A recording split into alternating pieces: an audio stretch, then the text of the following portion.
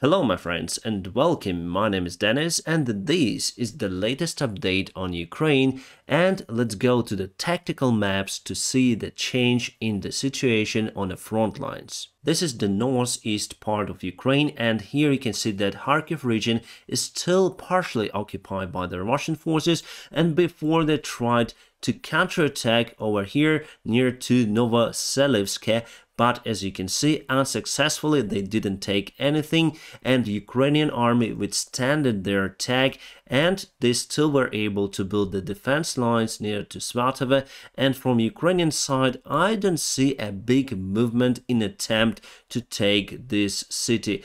Honestly, before, like 1 month ago, I was almost sure that our forces would go there and take that city, but it appeared that it's much more difficult than I expected. And from the information that was published today, around 30% of all of the weaponry that was delivered to Ukraine already requires significant repairs. Probably that is why we're waiting for the reinforcements and new weaponry supplies to our army. And after that, obviously, we're gonna get this city, Svatove city, under our control. It's the main supply hub that Russia uses in this part of the front lines. And before we move to the next slide, let me tell you about the sponsor of today's video. The sponsor of today's video is Atlas VPN. You know what, my friends? Atlas VPN have decided to extend their Halloween crazy discount. So now you can steal Black Friday deal and get Atlas VPN Premium for just $170 per month plus 6 months extra with a 30-day money-back guarantee. It is the best Atlas VPN offer of this year. Just be aware the offer is time limited and available with my personal link in the video description below.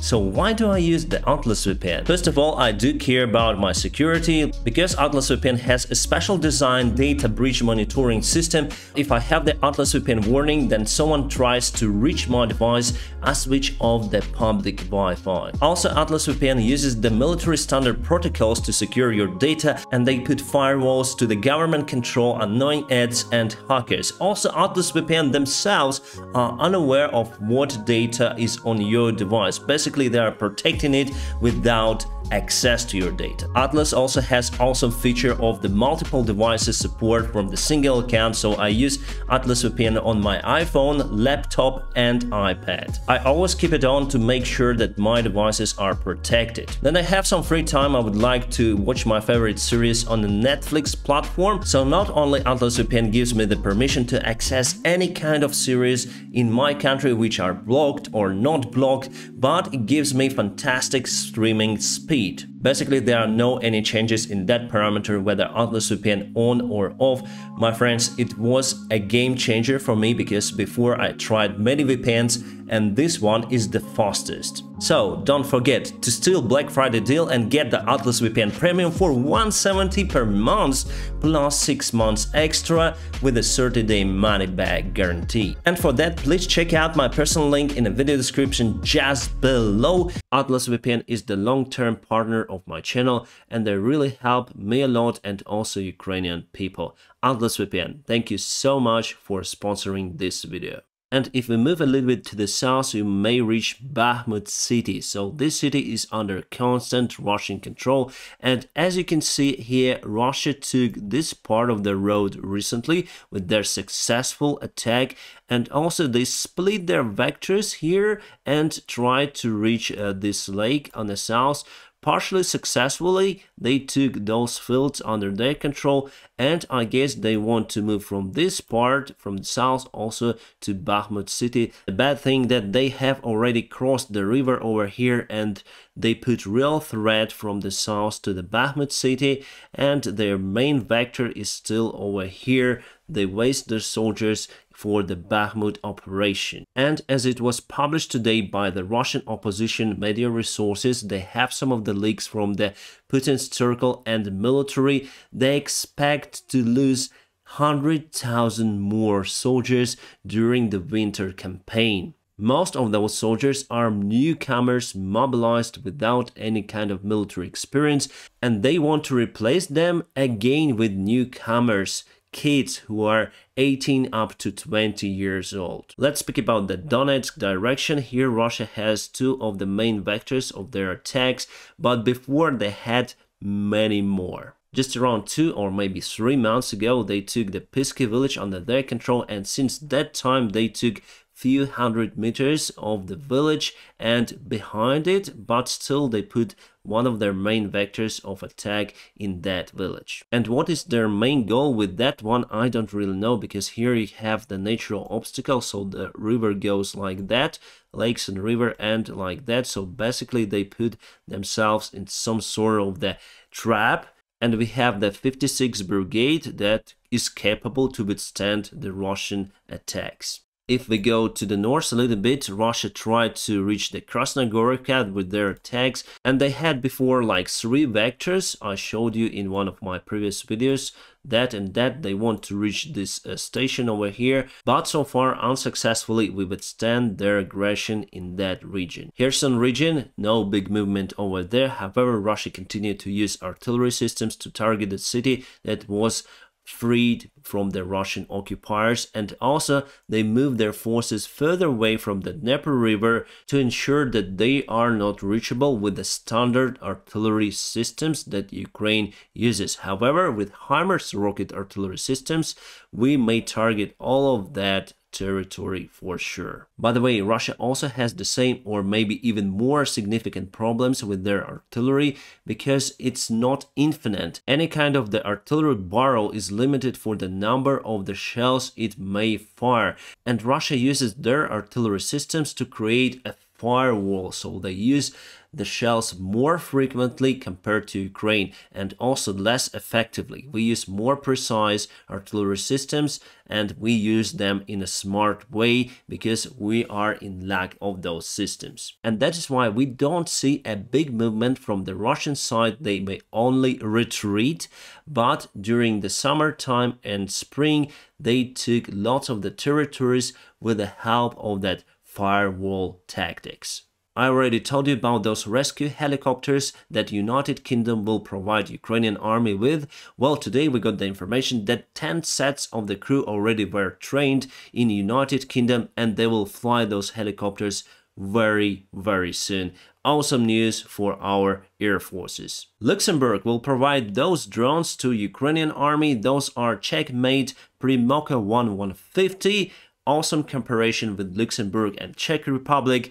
And my friends, we have the zoo of the drones. So any kind of the military drone, well, we speak about the middle-sized drones that probably exist in the Western world, they are flying in Ukraine. And about the small drones, I think we have hundreds of models. In general, we are starting from the simple DJI Mavic and finishing up with the big drone like Bayraktar TB2.